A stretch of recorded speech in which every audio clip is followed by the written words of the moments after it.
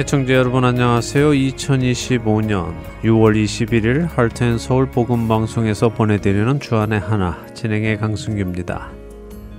지난 한 주도 우리에게 생명 주시는 예수님의 말씀을 날마다 거두어 자신의 양식으로 삼으신 여러분 되셨기를 소망합니다.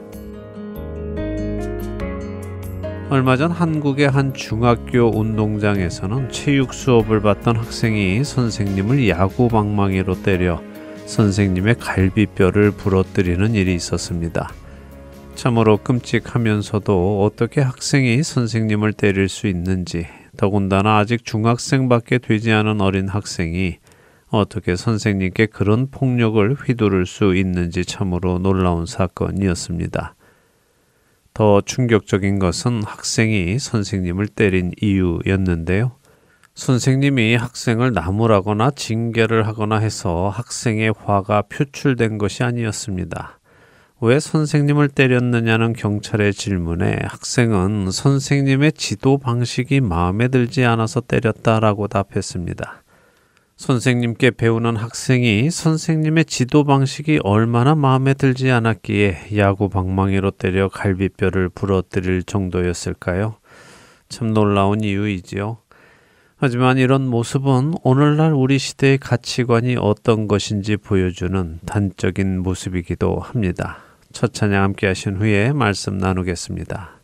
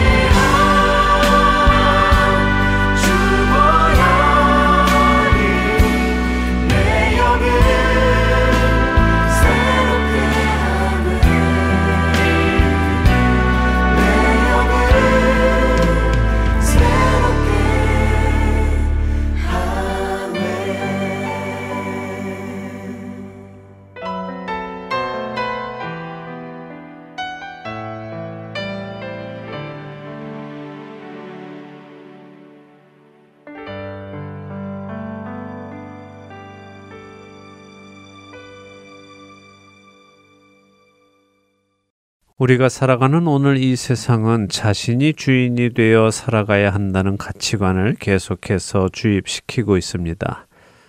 많은 광고들이 당신은 소중합니다. 소중한 당신을 위한 무슨 물건을 사보십시오 라고 광고합니다. 또 수고한 나를 위해 최고의 선택을 하십시오. 누가 뭐래도 당신이 최고입니다. 그런 당신 자신을 사랑하십시오와 같은 가치관은 이제 우리 시대 사람들 속에 깊이 새겨져 있습니다. 그래서 이제는 다른 사람의 시선을 신경 쓰지 않고 자신이 원하는 것을 하며 살아가는 모습이 멋진 모습이고 부러운 모습으로까지 비춰지기도 합니다. 그리고 그런 모습이 극단적으로까지 나타난 것이 선생님의 지도 방식이 마음에 들지 않아 그 선생님을 폭행하는 모습으로까지 나타난 것이지요. 사실 세상은 그렇게 자신이 주인이 되어 살아가는 것이 정상입니다. 태초에 선악을 알게 하는 나무의 열매를 따먹은 이유 자체가 자신이 하나님과 같이 되기 위해서였고 하나님의 자리에 앉기 위함이었기 때문에 그 선악과를 따먹은 아담과 하와의 모든 후손들은 그렇게 하나님의 자리에 스스로 앉아 살아가는 죄인의 모습을 가지게 되는 것입니다. 하나님께서는 그런 우리들을 예수 그리스도의 보혈로 깨끗게 하시고 하나님과의 화평의 관계로 다시 이끌어 오셨습니다. 이것이 바로 복음입니다. 이 복음의 의미는 이제 내가 하나님의 자리에서 내려와 피조물의 자리, 하나님의 다스림을 받는 자리로 다시 복귀한다는 말이기도 합니다. 그것이 하나님과 화평의 관계에 들어갔다는 의미이고 하나님의 백성, 하나님의 자녀가 되었다는 의미인 것입니다.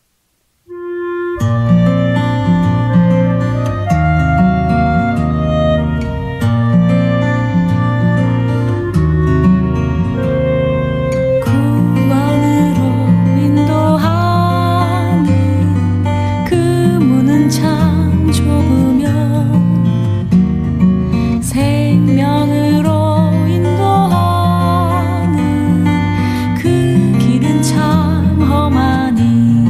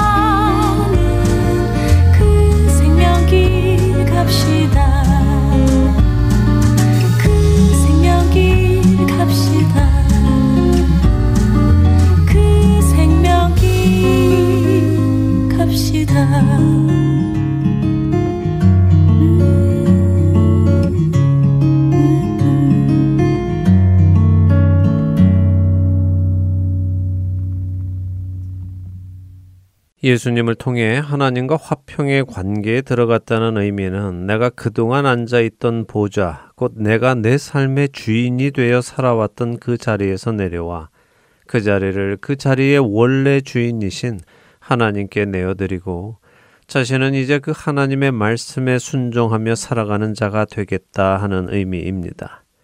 그런데도 불구하고 오늘을 살아가는 많은 성도들이 그 의미를 잘 깨닫지 못하고 있는 것처럼 보입니다. 예수님을 영접했다고 하면서도 여전히 자신의 보좌에 앉아 자신의 삶의 주인 노릇을 해나가기도 하고 심지어 하나님을 자신의 뜻을 이루는 데 도움을 주시는 존재 정도로 생각하는 사람들도 적지 않습니다. 자신이 여전히 보좌에 앉아 있는 모습은 이런 모습으로 나타납니다. 하나님의 말씀을 들을 때에 그것은 옛날 이야기야. 지금은 달라. 하나님이 이런 것은 안 된다고 하셨지만 그래도 이 정도는 이해해 주실 거야. 하나님의 말씀에 아니라고 하셨지만 나는 그렇게 생각하지 않아 하는 반응들이 나온다면 그 사람은 여전히 자신이 자신의 삶의 보좌 위에 앉아 있는 것입니다.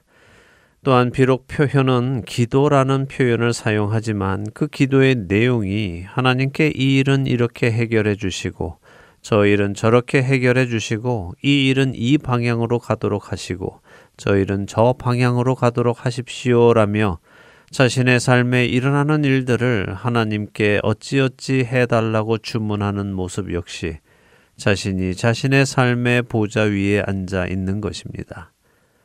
여러분은 어떠십니까? 여러분의 보좌에서 내려오셔서 주님께 그 자리를 드리고 살아가고 계십니까?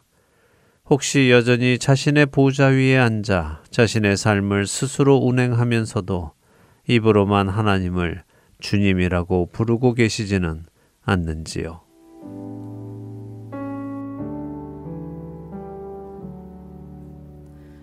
여러 해 동안 주 떠나 세상 연락을 즐기고 저 흉악한 죄에 빠져서 주 은혜를 잊었네. 오 사랑의 예수님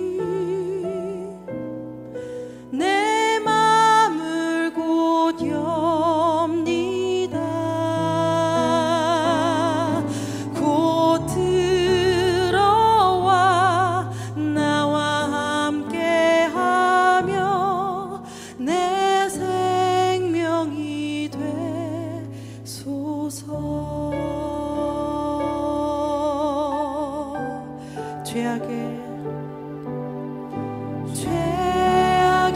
죽을 인생을 심히 불쌍히 여기사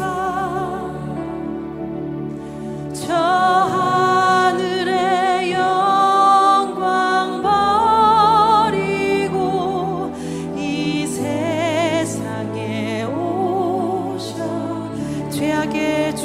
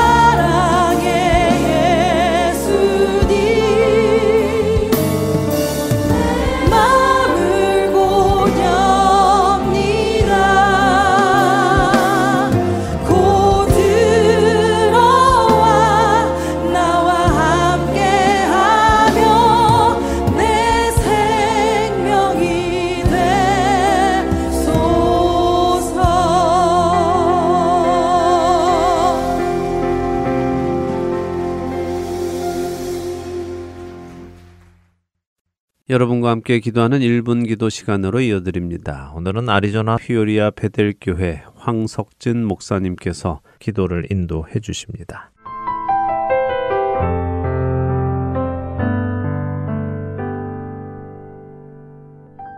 할렐루야, 할텐서울 복음방송 1분 기도 시간입니다.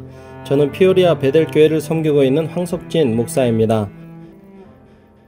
오늘 함께 나눌 기도 제목은 이민자로서 우리가 삶의 터전을 이루고 있는 미국의 부흥을 위해서 기도하기를 원합니다. 미국을 위해 기도해야 될 제목들이 참 많습니다. 영적으로는 너무나 혼탁하고 오히려 하나님의 말씀을 버리고 돌아섰으며 주일에 더 이상 하나님께 예배드리지 않는 사람들이 많아지고 인구 대비 모슬렘과 점성학 주술에 이단이 성행하고 있습니다.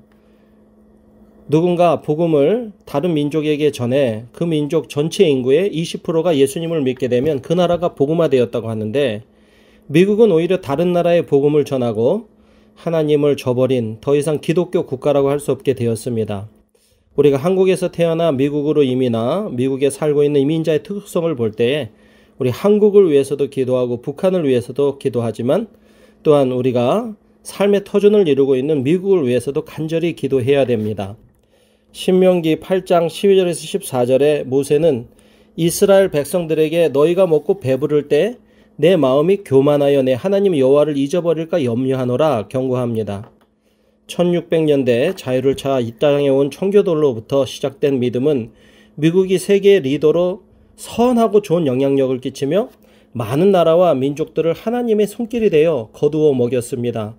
그러므로 하나님이 미국을 더 축복해 주시고 부강하게 하셨으며 후손들이 복을 받았습니다. 미국에게 경제적으로 영적으로 축복해 주신 이유가 다른 민족과 나라를 주님 주신 축복으로 돕고 살리며 하나님께로 돌이키는 영적인 리더 나라의 사명을 감당하라고 축복하셨건만 오히려 교만하여지고 이기적인 나라가 되어 미국만 위하고 자국민만을 위한 정책을 펼치고 있고, 하나님이 왜 미국을 축복하여 들어서신지에 대해서 영적으로 더 둔감하고 깨닫지 못할 뿐입니다. 정말 하나님 앞에 겸손하게 온 세상에 복음을 전하고 하나님의 편이 되는 하나님의 은혜를 베풀어주는 나라가 되게 해달라고 영적으로 다시 부흥을 허락하여 주옵소서. 미국을 세우신 하나님의 본 목적을 다시 회복하게 해달라고 우리 함께 기도하겠습니다.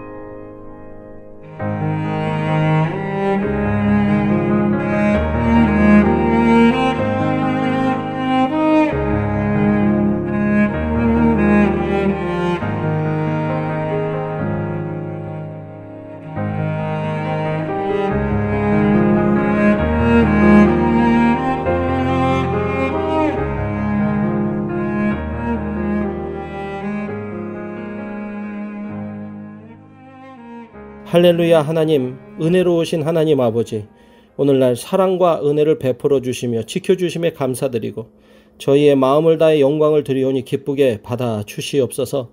하나님이 우리 인생의 계획과 뜻이 있어 우리를 미국의 이민자로 불러 하나님의 뜻을 이루며 우리 하나님께서 살게 하시고 하나님을 사랑하는 백성으로 오늘 이 시간 미국을 위해서 기도케 하시니 감사합니다. 미국을 축복하신 이유를 다시 생각하면서 미국이 자국 중심주의에서 벗어나 온 세상에 정말 참 리더의 역할, 하나님의 손길의 역할을 감당한 것을 상기하고 다시 주님 앞에 들어 하나님을 사랑하고 세상을 섬기는 하나님의 도구로 계속 쓰임받을 수 있게 주님께서 축복하여 주시옵소서. 얼마 안 있으면 주님 다시 오실 텐데 마라나타 주 예수여, 우리가 주님 다시 오실 때 준비한 하나님의 백성들로 깨어 근신하며 우리 예수 그리스도를 맞이할 수 있도록 주여 축복하여 주시옵소서. 이민자로 이민교회로 부름받은 우리에게 성령 충만한 하루하루의 삶이 되게 하시고 주님 앞에 서는 날까지 충성하며 주님 피 묻은 복음을 전하며 사명 따라 살게 하여 주옵소서. 우리 삶에 생명 주시고 은혜 주시고 사랑으로 붙들어 주시는 예수님의 이름으로 간절히 기도드렸사옵나이다. 아멘. 이 땅에 오직 주밖에 없네. 그 무엇도 나를 채울 수 없네. 주님의 평안 내 안에 있네. 그 누구도 빼앗을 수 없네. 이 땅에 오직 주밖에 없네. 그 무엇도 나를 채울 수 없네.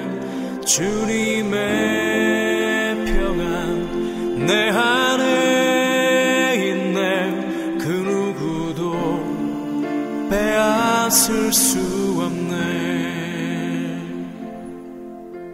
세상은 변해가고 소망은 힘을 잃어도 변함없이 붙드시는 그 구원의 손길.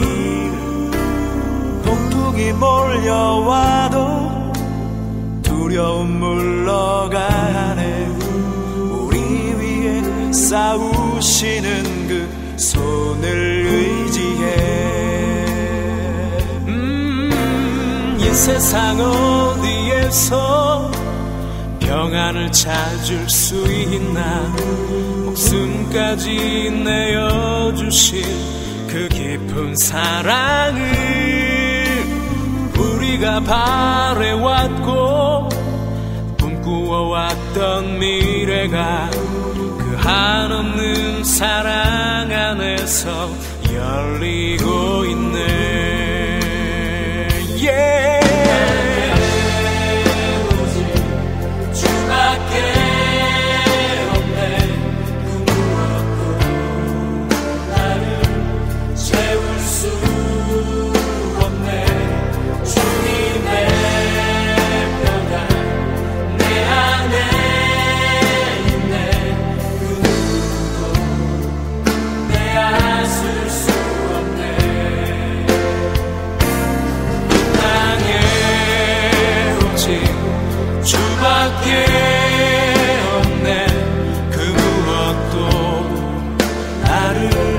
채울 수 없네. 주님의 평안 내 안에 있네. 그 누구도 빼앗을 수 없네.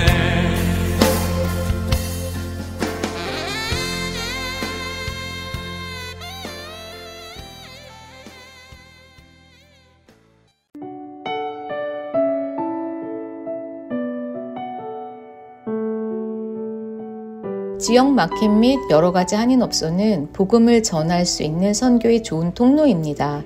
메인주는 캐나다와 국경을 접한 미국의 제일 북동쪽 끝에 위치한 주입니다. 소수의 한인분들이 살고 계시고 현재 복음 방송을 청취하시는 분들도 없으십니다. 청취자분들 중 지인이 메인주에 살고 계신 분이 있으시면 복음 방송을 추천해 주세요. 알려주시는 것 또한 귀한 선교의 한 방법입니다.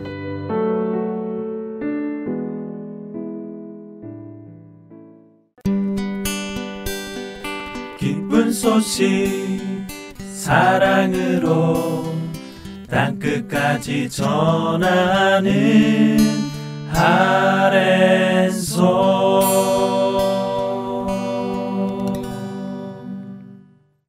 구약의 다니엘서를 공부하는 시간입니다. 흔들리지 않는 믿음 함께 하시겠습니다.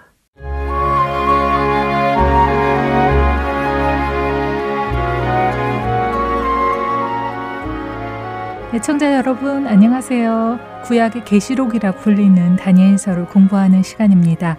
흔들리지 않는 믿음 진행의 김희옥입니다. 네, 여러분 안녕하세요. 강승규입니다. 지난 시간에 다니엘서 4장을 마쳤습니다. 네. 바벨론의 왕 느부갓네살이 그동안은 다니엘의 하나님 하나냐와 미사엘과 아사랴의 하나님을 간접적으로 경험했는데 이번에는 자신이 직접 하나님을 경험했습니다. 네. 하나님의 말씀대로 그는 이성을 잃고 7년간이나 짐승처럼 들에서 사는 삶을 살았어요. 예, 하나님께서 그에게 권세를 맡기신 것이라는 것을 다니엘을 통해 여러 번 들었는데도 불구하고 그는 그 권세가 자신의 힘, 자신의 능력에서 나온 것이라는 교만한 생각을 버리지 못했습니다. 결국 바벨론의 모든 영광을 보며 이 모든 것이 나의 권력과 권세로 세워진 것이다 라는 말을 하던 그 순간, 그 말이 끝나기도 전에 하나님께서는 그를 훈육하셨습니다. 교만이란 하나님께서 꼭 다루시는 부분입니다. 우리 모두가 주님 앞에 겸손한 모습으로 언제나 살아가야 할 것입니다. 느부갓네살은 이처럼 자신의 삶이 자신의 힘으로 되는 것이 아니라는 것을 짐승처럼 풀을 뜯어 먹으며 7년을 살고 나서 깨달았습니다. 그래서 하나님을 진심으로 찬양하며 4장을 마쳤지요. 이제 오늘은 5장으로 들어가겠습니다. 먼저 1절에서 4절을 읽어보겠습니다. 네, 다니엘서 5장 1절부터 4절 한 절씩 읽어보겠습니다. 벨사살 왕이 그의 귀족 1000명을 위하여 큰 잔치를 베풀고 그 1000명 앞에서 술을 마시니라. 벨사살이 술을 마실 때 명하여 그의 부친 느부갓네살이 예루살렘 성전에서 탈취하여 온 금, 은 그릇을 가져오라고 명하였으니 이는 왕과 귀족들과 왕후들과 후궁들이 다 그것으로 마시려 함이었더라. 이에 예루살렘 하나님의 전 성소 중에서 탈취하여 온 금그릇을 가져오매 왕이 그 귀족들과 왕후들과 후궁들과 더불어 그것으로 마시더라. 그들이 술을 마시고는 그 금, 은, 구리, 쇠, 나무, 돌로 만든 신들을 찬양하니라. 벨사살이라는 왕의 이름이 나오네요. 네. 느부갓네살은 이미 왕의 자리에서 내려온 시점인가 보죠? 예, 영원할 것만 같았던 느부갓네살의 영광도 결국은 사라지고 그가 다스리던 바벨론의 끝도 이제 왔습니다. 하나님께서 그에게 꿈으로 보여주신 것처럼 느부갓네살의 나라가 저물고 새로운 나라가 세워지고 또 그 나라도 저물어 가고 또 새로운 나라가 세워지고 하는 것이죠. 그리고 마지막에는 영원히 저물지 않는 나라, 망하지 않는 나라, 하나님의 나라가 세워지는 것이고요. 느부갓네살은 주전 605년부터 주전 562년까지 약 43년 정도를 다스린 것으로 알려져 있습니다. 그리고 그가 죽은 후에 그의 아들이 왕위에 올랐는데요. 안타깝게도 왕위에 오른 지 2년 만에 처남에게 암살을 당합니다. 처남에게요? 네. 저런 왕권을 두고 식구들끼리 피를 흘렸군요. 그렇습니다. 느부갓네살의 아들을 죽인 처남은 자신이 왕위에 오르지요. 그리고 약 4년 정도를 다스리고는 자신의 아들에게 또 왕권을 넘겨줍니다. 하지만 그 아들은 왕이 된 지 2달 만에 나보니두스라는 사람에게 암살을 당하는데요. 이 나보니두스라는 사람이 누구인지에 대해서는 명확한 정보가 없습니다. 그가 구테타를 일으켜서 왕권을 장악했다 하는 기록도 있고요. 이 사람 역시 느부갓네살의 딸 니토크리스의 남편이었다 하는 설도 있습니다. 만일 그 사람이 느부갓네살의 딸의 남편이었으면 그 역시도 느부갓네살의 사위였겠네요. 네. 그럼 느부갓네살의 아들을 죽이고 왕이 된 것도 사위고 그의 아들을 죽이고 다시 왕이 된 것도 또 다른 사위고 그런 것인가요? 예, 만일 나보니두스라는 사람이 사위였다면 집안 싸움이 된 것이죠. 저는 이 나보니두스가 느부갓네살의 사위였다고 생각합니다. 어쨌든 여기 다니엘 5장에 나오는 벨사살은 바로 이 나보니두스의 아들입니다. 그렇군요. 네, 자 하지만 사실 벨사살은 왕은 아니었습니다. 왕이 아니었다고요? 네. 벨사살 왕이라고 여기 기록돼 있잖아요. 예, 기록에 의하면 의하면은 벨사살의 아버지인 그 나보니두스는 왕이 된 후 4년이 지나자 아라비아로 가서는 10여 년을 살았다고 합니다. 그가 왜 아라비아로 갔는지는 알 수는 없습니다. 어떤 학자들은 아파서 요양을 갔다라고 하기도 하고요. 어떤 학자들은 삶을 즐기러 떠났다라고 하기도 하지요. 어찌되었든 나보니두스가 그렇게 아라비아에 가 있는 동안 그의 아들 벨사살은 아버지를 대신해서 바벨론을 다스리고 있는 것입니다. 아, 그러니까 여전히 표면적인 왕은 벨사살의 아버지 나보니두스였고 실제적으로 바벨론 왕궁에 있던 자는 벨사살이었고 그랬다는 것이군요. 맞습니다. 벨사살이 실제적으로는 왕궁에 있었습니다. 자, 벨사살이라는 이름의 의미는요, 벨 신이여 왕을 보호하소서 하는 말입니다. 참으로 아이러니한 것은 바벨론의 신의 이름인 벨에게 자신의 생명을 보호해 달라는 의미의 이름인 벨사살이 여기 다니엘 5장에 등장하는데요. 이 5장에서 그는 죽임을 당합니다. 결국 바벨론 사람들이 섬기던 그 벨 신은 자기들을 섬기는 사람들을 지켜주지 못한다 하는 것을 보여주는 것이죠. 여호와 하나님만이 참된 신이심을 보여주는 장이네요. 그렇습니다. 자, 이 벨사살이 귀인, 곧 귀족들과 권세자들을 1000명이나 불러서 잔치를 벌입니다. 1000명이요? 네. 와, 잔치의 사이즈가 어마어마했겠어요. 네, 1000명이 모여서 잔치를 벌이면 어마어마하겠죠. 그런데 좀 황당한 것이요. 지금 벨사살이 이렇게 1000명을 불러다 잔치를 벌이고 있는 바로 이 시간, 바벨론 성 밖에는 이미 메데 바사의 군대가 집결해서 바벨론 성을 에워싸고는 공격 준비를 하고 있었다는 것입니다. 정말요? 아니, 어떻게 적군이 공격을 하기 위해 에워쌌는데도 잔치를 벌일 수 있죠? 혹시 적군이 온 것을 몰랐을까요? 그건 아닙니다. 이미 전쟁은 되고 있었고요. 바벨론 사람들은 이 바벨론 성이 워낙 튼튼하고 엄청난 규모여서 공격을 해도 무너지지 않을 것이라고 생각했기 때문에 신경을 쓰지 않은 것입니다. 교만한 상태였군요. 그렇죠. 교만이 가득했던 벨사살은 잔치를 벌이다 말고는 느부갓네살 대왕이 예루살렘 성전에서 가지고 온 금, 은 그릇을 가지고 오라고 명령합니다. 그리고 그렇게 한 이유는 귀족들은 물론 왕후들과 후궁들까지 모두 그 예루살렘 성전의 은과 금 그릇으로 술을 마시게 하려는 것이었죠. 아니, 지금껏 술을 마셨을 텐데 마시던 술이나 계속 마실 것이지 뭐하러 그런 일을 벌일까요? 술잔이 없는 것도 아닐 텐데요. 그러게 말입니다. 사실 역사학자 요세푸스에 의하면요, 느부갓네살 왕은 자신이 가지고 온 이 예루살렘 성전의 물건들을 소중히 여겼다고 합니다. 그리고 한 번도 사용한 적이 없다고 기록하고 있죠. 그런데 이 손잡벌 되는 벨사살은 무슨 이유로 이런 일을 하려는 것일까요? 결국은 교만함입니다. 어쩌면 지금 밖에 성을 둘러싸고 있는 메데 바사의 군대는 별것 아니다. 나는 이스라엘 신의 성전의 물건들도 이렇게 술 마시는데 사용할 만큼 대단한 사람이다 하는 것을 보여주려 했는지도 모르죠. 별 쓸데없는 것을 다 보여주려고 하네요. 허세가 가득했던 것 같아요. 그러게 말입니다. 사람이 술에 취하면 그렇게 불필요한 일을 하기도 하고요. 허세를 부리기도 하죠. 자, 4절에 보면요. 이들이 술을 마시며 각종 금, 은, 구리, 쇠, 나무, 돌로 만든 신들, 다시 말해 우상들을 찬양하고 있는 것을 볼 수 있습니다.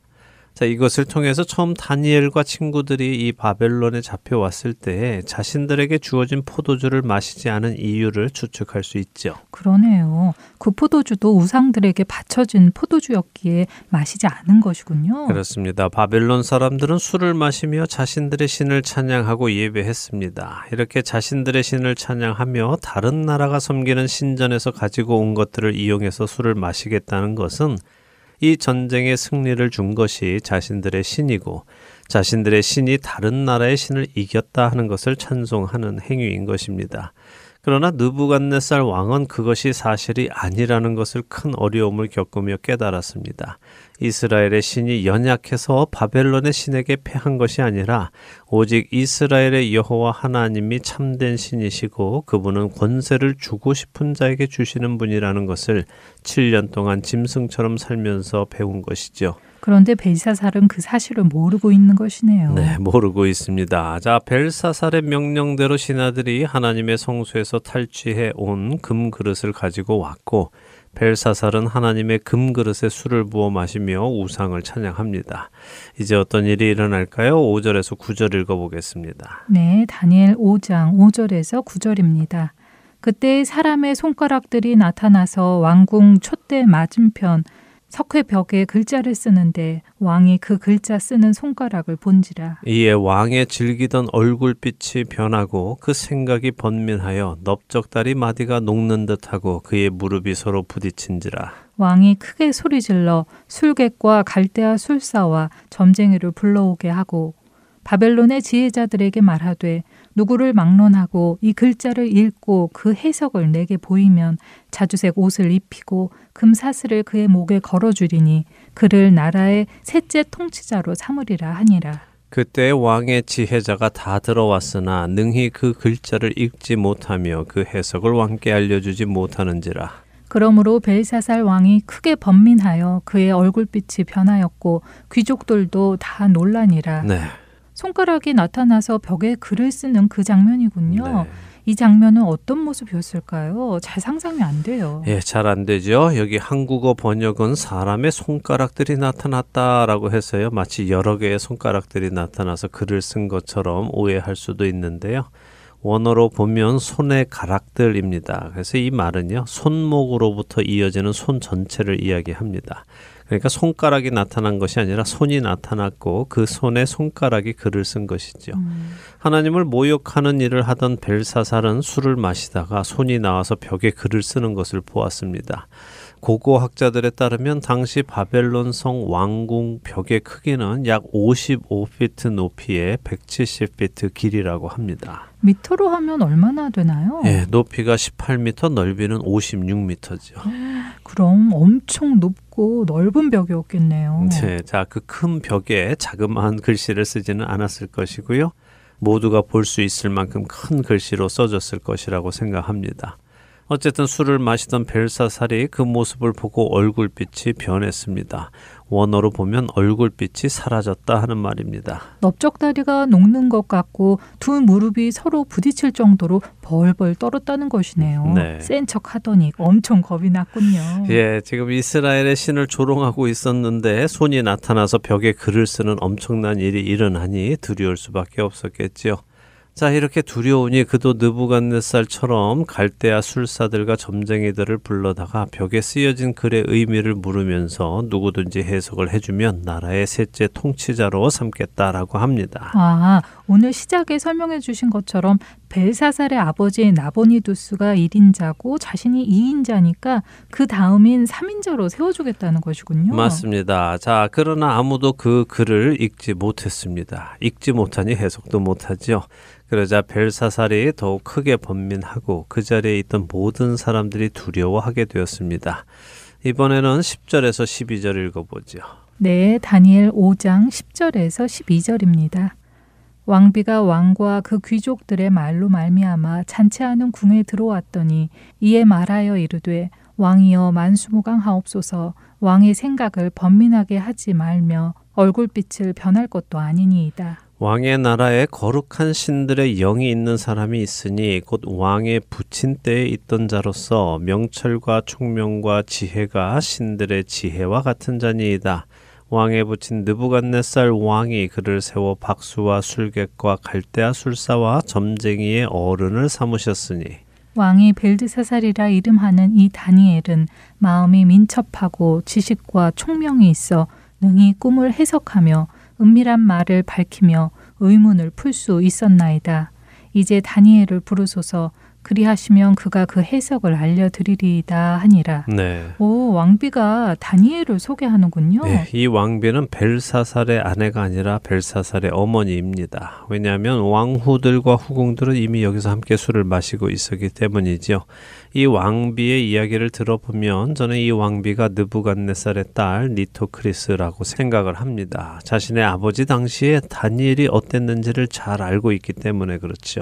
그렇다면 벨사살은 느부갓네살의 손자겠군요. 네, 그렇죠. 어쨌든 이 왕비가 느부갓네살 왕이 살아있던 때에 가장 신령했던 사람 다니엘을 소개합니다. 그녀는 다니엘의 이름을 아람의 이름인 벨드사살이라고 하지 않고 다니엘이라고 소개합니다. 이것은 왕비가 다니엘을 히브리인으로 존중하고 있다는 것이며 그의 하나님을 존중하고 있다는 의미이죠. 왕비의 소개에 벨사살이 다니엘을 부르겠죠. 이제 13절에서 24절 또 읽어보겠습니다. 네, 13절부터 읽습니다. 이에 다니엘이 부름을 받아 왕의 앞에 나오매 왕이 다니엘에게 말하되 내가 나의 부왕이 유다에서 사로잡아온 유다 자손 중에 그 다니엘이냐? 내가 내게 대하여 들은즉 내 안에는 신들의 영이 있으므로 내가 명철과 총명과 비상한 지혜가 있다 하도다. 지금 여러 지혜자와 술객을 내 앞에 불러다가 그들에게 이 글을 읽고 그 해석을 내게 알게 하라 하였으나 그들이 다 그 해석을 내게 보이지 못하였느니라. 내가 내게 대하여 들은즉 너는 해석을 잘하고 의문을 푼다 하도다. 그런즉 이제 내가 이 글을 읽고 그 해석을 내게 알려주면 내게 자주색 옷을 입히고 금사슬을 내 목에 걸어주어 너를 나라의 셋째 통치자로 삼으리라 하니. 다니엘이 왕에게 대답하여 이르되 왕의 예물은 왕이 친히 가지시며 왕의 상급은 다른 사람에게 주옵소서. 그럴지라도 내가 왕을 위하여 이 글을 읽으며 그 해석을 아뢰리이다. 왕이여 지극히 높으신 하나님이 왕에 붙인 느부갓네살에게 나라와 큰 권세와 영광과 위엄을 주셨고 그에게 큰 권세를 주셨으므로 백성들과 나라들과 언어가 다른 모든 사람들이 그의 앞에서 떨며 두려워하였으며 그는 임의로 죽이며 임의로 살리며 임의로 높이며 임의로 낮추었더니 그가 마음이 높아지며 뜻이 완악하여 교만을 행함으로 그의 왕위가 패한 바 되며 그의 영광을 빼앗기고 사람 중에서 쫓겨나서 그의 마음이 들짐승의 마음과 같았고 또 들나귀와 함께 살며 또 소처럼 풀을 먹으며 그의 몸이 하늘 이슬에 젖었으며 지극히 높으신 하나님이 사람 나라를 다스리시며 자기의 뜻대로 누구든지 그 자리에 세우시는 줄을 알기에 이르렀나이다. 벨사살이여 왕은 그의 아들이 되어서 이것을 다 알고도 아직도 마음을 낮추지 아니하고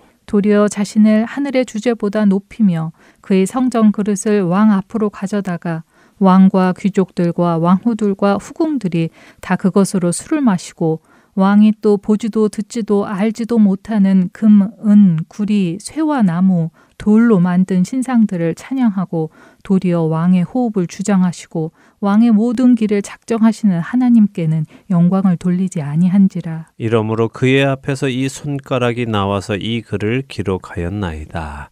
자, 벨사살의 부름을 받은 다니엘이 나왔습니다. 그런데 벨사살의 태도는 왕비의 태도와는 사뭇 다르지요. 왕비는 다니엘을 존중했지만 벨사살은 다니엘을 향해 우리 아버지가 유다에서 사로잡아온 유다 자손 중에 그 다니엘이냐 하며 유대인들이 전쟁 포로인 것을 상기시키며 모욕적으로 접근을 합니다. 자, 그런데 내가 이 글을 잘 해석하면 너에게 자주색 옷을 입히고 금사슬을 주고 셋째 통치자로 삼아주겠다라고 하지요. 두려워서 부탁을 하는 형편이면서도 자존심은 또 있네요. 이게 교만한 모습이겠죠? 그렇죠. 도움이 필요할 때마저도 납작 엎드리지 못하는 것이 교만함입니다. 자, 이런 벨사살 왕의 제안에 다니엘은 아주 간단하게 답합니다. 주시겠다는 그 예물들은 왕이나 가지십시오. 저는 필요 없습니다. 그리고 주시겠다는 셋째 통치자의 자리는 또 다른 사람 주십시오. 저는 그런 것에 관심 없습니다. 그런 것 주시지 않아도 제가 이 글을 읽고 해석해 드리겠습니다. 라고 합니다. 이것이 하나님의 사역자의 모습인 것입니다. 어떤 이익을 얻기 위해 사역을 하는 것이 아니라 그런 것 없어도 지금 하나님이 하시는 일을 증거하는 것이 참된 사역자군요. 네, 맞습니다. 더러운 이득을 위해 자신에게 주어진 능력을 사용하는 자들이 아니어야 합니다. 이 모습을 기억하며 사는 우리가 되기를 바랍니다. 자, 다니엘은 벨사살 왕에게 느부갓네살 왕의 이야기를 해줍니다. 권력은 하나님께서 주시는 것인데 느부갓네살 왕이 그것을 깨닫지 못하고 자신의 힘으로 된 것이라고 교만하게 생각하는 바람에 짐승처럼 7년을 살았던 이야기를 해주죠.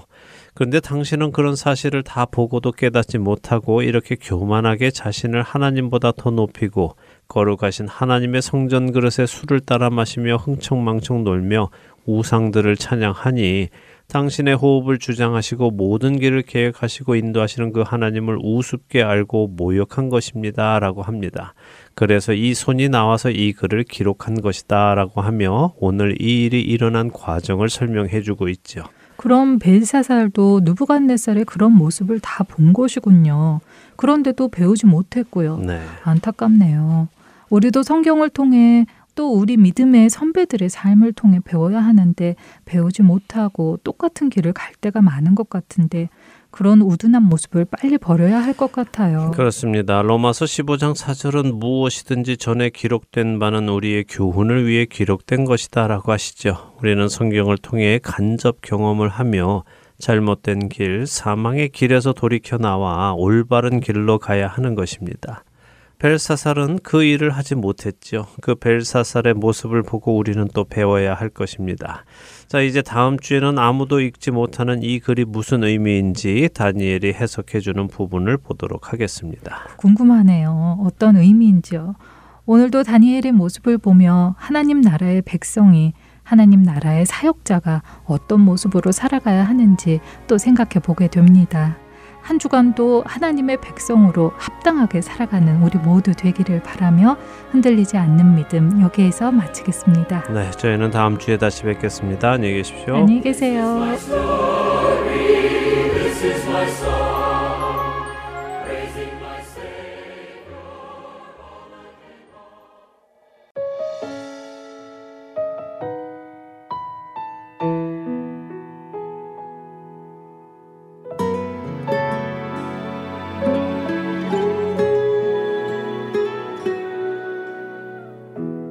내게 말씀하신 곳 아버지의 마음 향하신 그곳에서 예배합니다. 찬양합니다. 그곳에서 그 땅을 만드신 분은 성령의 바람 나의 눈을 적시네. 내 노래 주를 예배하네. 하늘 가득히 주의 영광 선포되네. 주님 그 땅 회복시키시네. 나의 노래가 주를 향한 예배가 그 땅을 회복시키네. 생수의 강이 넘치네. 가라 하시네. 주님 명하신 그곳 내겐 두려움 전혀 없네. 성령이 나를 인도하네.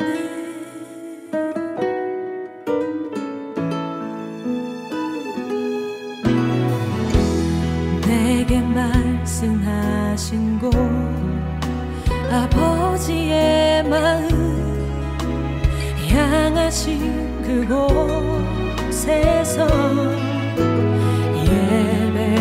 예배합니다. 찬양합니다. 그곳에서 그 땅을 만드신 분은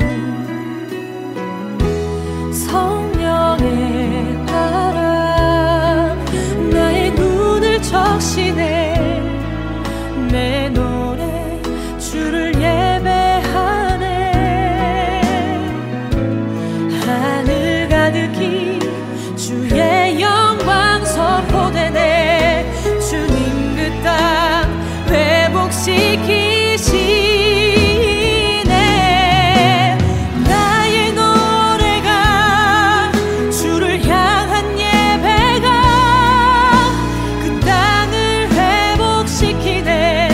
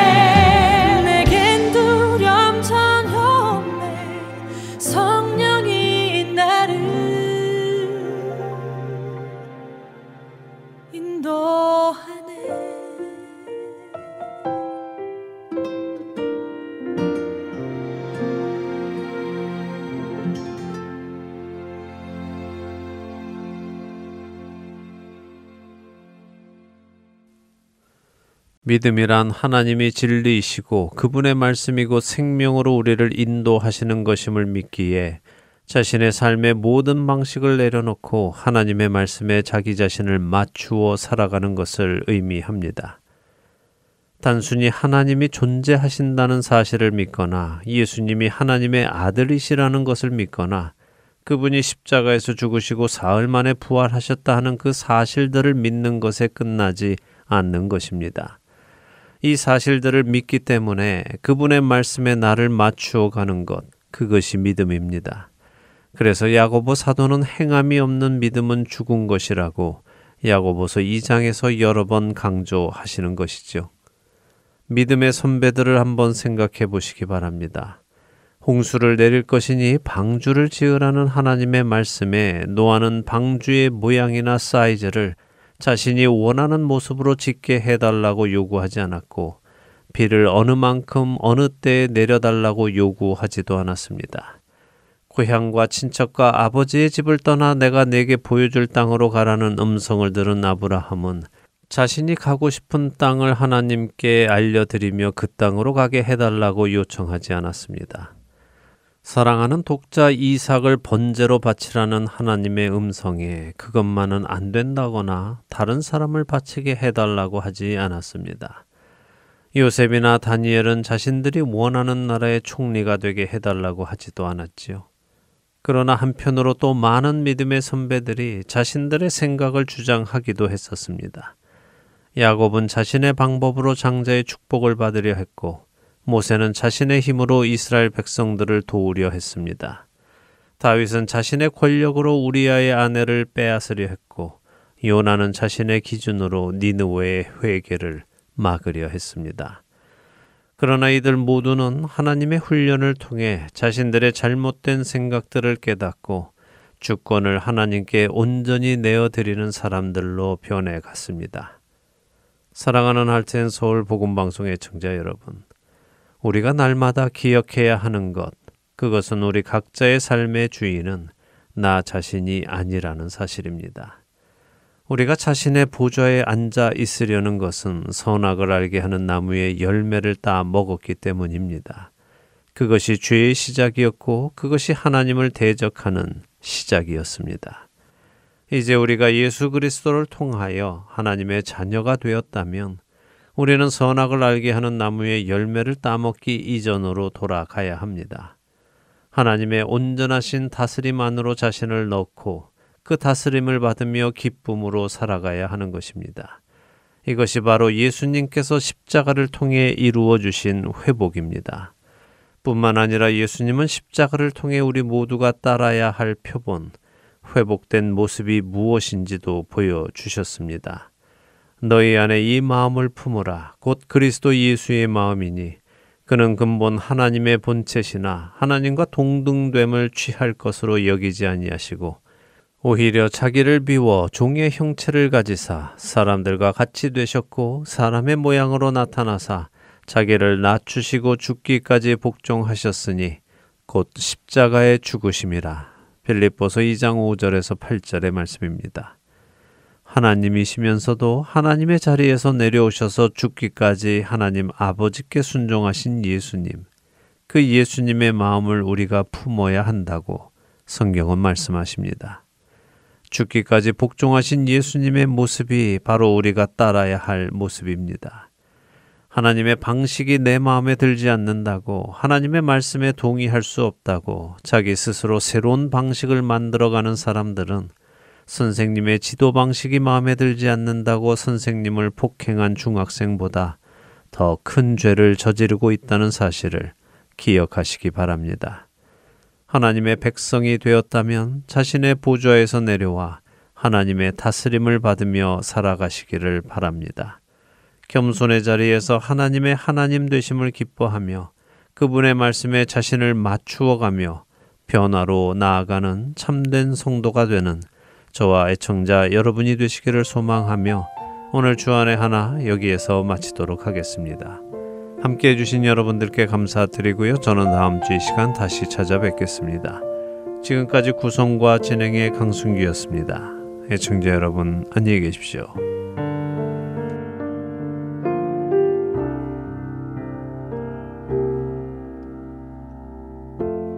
삶의 작은 일에도 그 마음을 알기 원하네. 그 길, 그 좁은 길로 가기 원해. 나의 작음을 알고 그분의 크심을 알며 소망, 그 깊은 길로 가기 원하네.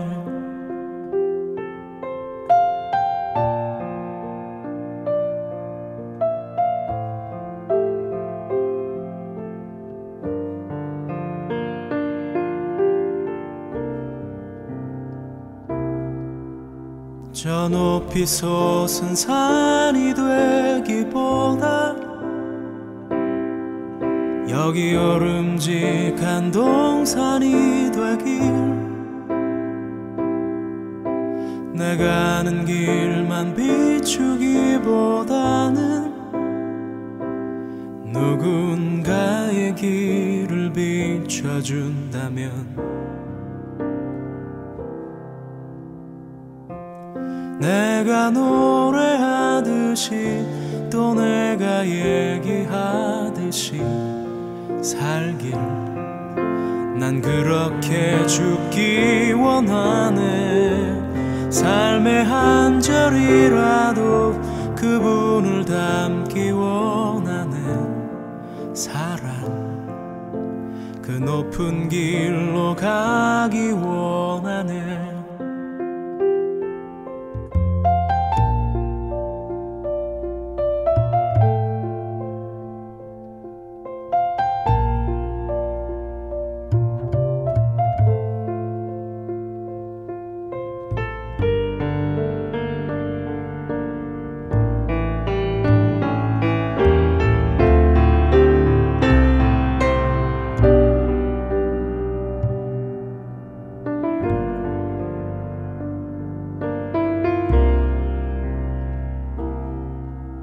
저 높이 솟은 산이 되기보다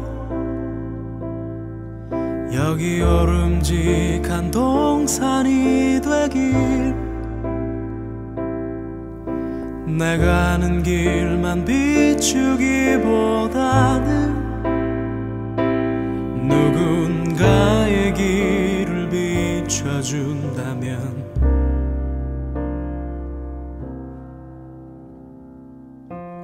내가 노래하듯이 또 내가 얘기하듯이 살길 난 그렇게 죽기 원하네. 삶의 한 절이라도 그분을 담기 원하네. 사랑, 그 좁은 길로 가기 원하네. 그 깊은 길로 가